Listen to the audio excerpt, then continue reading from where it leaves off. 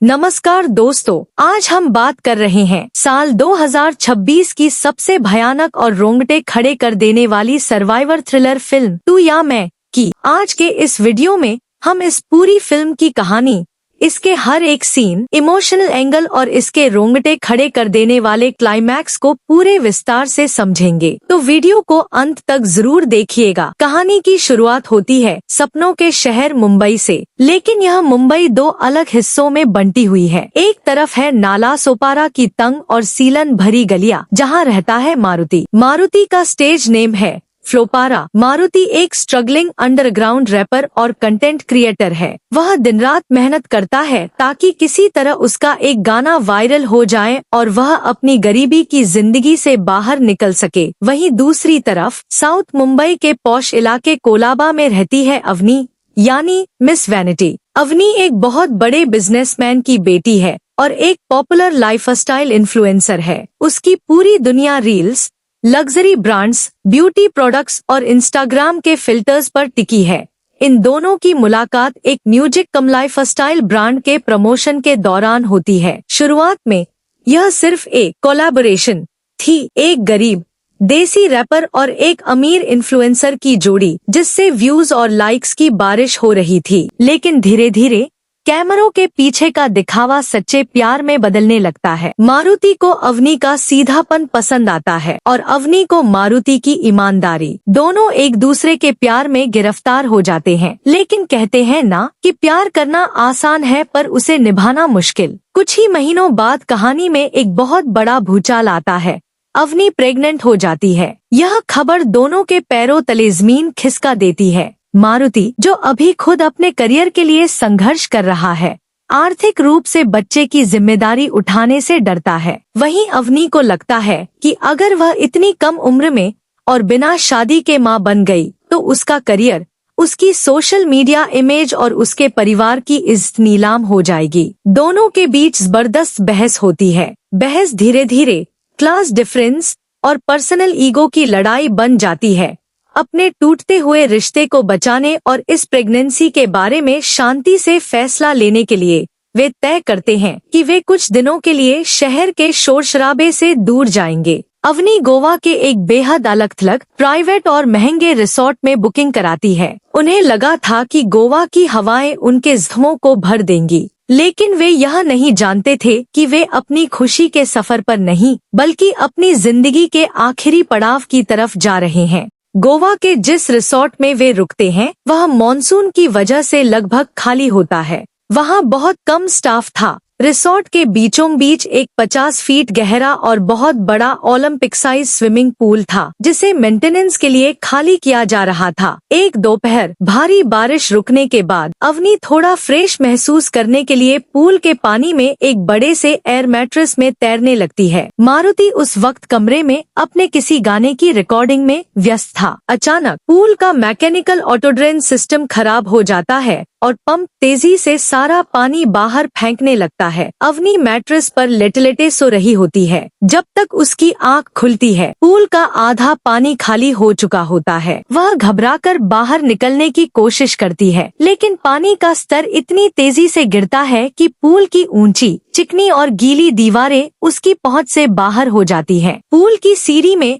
ताला लगा हुआ था क्योंकि मेंटेनेंस का काम चल रहा था। अवनी चीखने लगती है, मदद के लिए पुकारती है, लेकिन दूर दूर तक कोई इंसान नहीं था। कमरे में मारुति को जब काफी देर तक अवनी नहीं दिखती तो वह उसे ढूंढते हुए पूल के पास पहुंचता है। नीचे अवनी को तड़पते और रोते देख मारुति का दिमाग काम करना बंद कर देता है। वह बिना सोचे समझे अवनी को बचाने के लिए सीधे 50 फीट गहरे पूल में छलांग लगा देता है। और दोस्तों, यही उनकी सबसे बड़ी भूल साबित होती है। छलांग लगाने की वजह से मारुति का पैर मुड़ जाता है और वह बुरी तरह जख्मी हो जाता है। अब वे दोनों उस गहरे, सूखे और चिकने कुएं जैसे पूल में बंद थे। उनके पास ना फोन था, ना कोई सीढ़ी और ना ही ऊपर चढ़ने का कोई सहारा। रात घिर आती है। मूसलाधार बारिश और तेज तूफान के कारण पूरे रिसोर्ट की बिजली गुल हो जाती है। ठंड पानी की कमी, मारुति के पैर के दर्द से दोनों का बुरा हाल था। लेकिन अभी तो असली भयानक कांप देने वाला मोड़ आना बाकी था।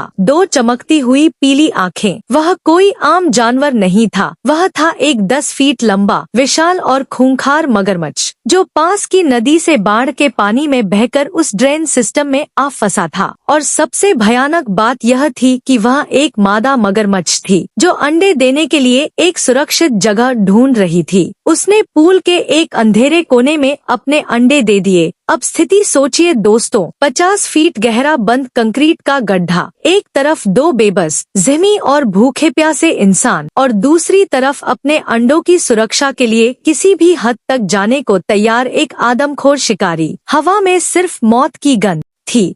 अगले 48 घंटों तक जो कुछ भी पूल के अंदर होता है, वह देखने वालों की सांसें थाम देता है। प्यास और कड़कती धूप में मारुति और अवनी बाहर निकलने की हर संभव कोशिश करते हैं। कभी वे टूटे हुए पाइपों को जोड़कर सीढ़ी बनाने की कोशिश करते हैं, तो कभी अपने कपड़ों को फाड़कर रस्सी बनाते हैं। लेकिन हर बार मगरमच्छ उन पर हमला कर देता है और उनकी मेहनत पर पानी फेर देता है। एक सीन में मारुति ऊपर लटकते हुए ड्रेन पाइप को पकड़कर चढ़ने की कोशिश करता है। कहानी में असली ट्विस्ट तब आता है जब बारिश की वजह से स्विमिंग पूल में पानी तेजी से भरने लगता है। अब मुसीबत यह थी कि मारुति को स्विमिंग बिल्कुल नहीं आता था। पानी का लेवल बढ़ते देख अवनी हिम्मत जुटाती है और पानी के गहरे तले में जाकर बाहर निकलने का रास्ता या कोई मदद ढूंढने की कोशिश करती। पानी के नीचे खोजबीन करते वक्त अवनी को एक गिरा हुआ मोबाइल फोन मिलता है। वह जैसे तैसे फोन लेकर ऊपर आती है और बाहर संपर्क करने की कोशिश करती है,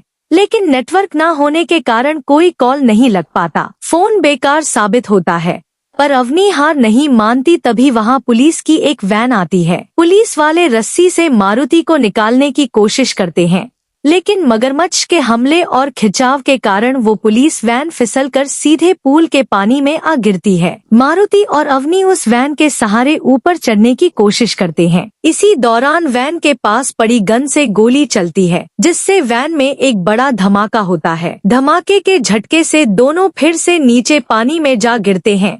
अब पूल में पानी बहुत ज्यादा भर चुका था और मारुति डूबने लगा था। अवनी मारुति का हाथ पकड़ती है, उसे हिम्मत देती है और तैरकर उसे सुरक्षित नीचे के बड़े पाइपलाइन की तरफ ले जाने लगती है। लेकिन मुसीबत उनका पीछा नहीं छोड़ती। पाइपलाइन के ढक्कन में मारुति का पैर बुरी तरह उलझकर फंस जाता है। पानी के अंदर मारुति छटपटाता है, उसकी सांसें रुकने लगती हैं। अवनी बिना अपनी जान की परवाह किए पूरी ताकत लगाकर मारुति का पैर खींचकर बाहर निकालती है, लेकिन तब तक बहुत देर हो चुकी थी। मारुति पानी पीकर पूरी तरह बेहोश हो चुका था। अवनी जैसे तैसे घसीटते हुए मारुति को पाइपलाइन के रास्ते से पूल के बाहर सुरक्षित जमीन पर निकालती है। मारुति की कोई धड़कन नहीं चल रही थी। अवनी रोते बिलखते हुए लगातार सीपीआर देती है। अवनी की चीखों और लगातार सीपीआर के बाद आखिरकार मारुति पानी उल्टी करता है और उसकी सांसें वापस लौट आती हैं। मौत के मुंह से बाहर निकलने के बाद दोनों एक दूसरे को गले लगाकर फूट फूट कर रोते हैं। उस खौफनाक स्विमिंग पूल, मगरमच्छ, धमाके और डूबने के डर ने उनके अंदर के सारे ईगो, क्लास डिफरेंस और मतभेदों को मिटा दिया था। दोनों को एहसास होता है कि एक दूसरे के बिना उनकी जिंदगी अधूरी है। वे समझ जाते हैं कि अब कोई तू या मैं की लड़ाई नहीं है, बल्कि वे हमेशा एक दूसरे का हाथ थामकर हर मुसीबत का सामना करेंगे। और इस तरह अपनी जान पर खेलकर वे दोनों हमेशा हमेशा के लिए एक हो जाते हैं।